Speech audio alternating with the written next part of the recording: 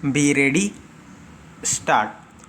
When a person is selected for a job, it is natural that he should be given a letter of appointment. Though I have said this, three would be a large number of employers who neglect doing this in India. Very often persons work in offices without having ever received an appointment letter.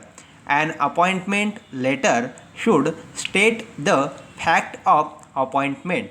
It should be specific on several matters such as date of the letter, the date from which the appointment is to be effective, medical examination, the amount of salary allowances, grade scale, period of prohibition, conditions of confirmation, period of notice by gratuity, pension, etc.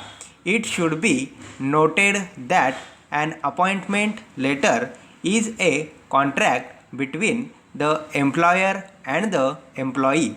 When the employee accepts the appointment letter signifying his acceptance, the contract is complete and binding on both the parties.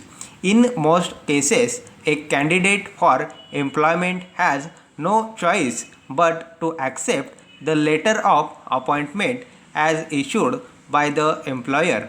He can hardly complain that it is vague or silent on many relevant matters. However, reputable companies and employers usually do take care to state all materials matters in a letter of appointment. In companies and organizations where trade unions are strong, the employers will generally have a carefully drafted standard form of appointment letters. For very highly paid officers, employers usually have contracts or agreements drawn up by attorneys. Such contracts would include company's car, servant, residential accommodation, entertainment allowances, medical benefits, insurance cover, leave benefits, including travel expenses, etc.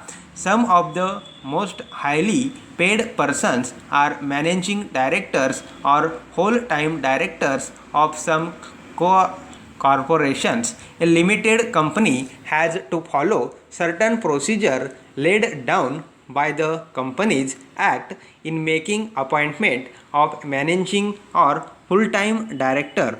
This includes obtaining permission from the central government for the appointment and for payment of the proposed emoluments, and the company has also to inform the members the terms on which the appointment is made. A list of the terms of appointment of the managing director is also to be attached to copies of articles of association of the company. The agreement or contract with a managing director would provide the various details discussed earlier and might also state the extent of his authority. Stop.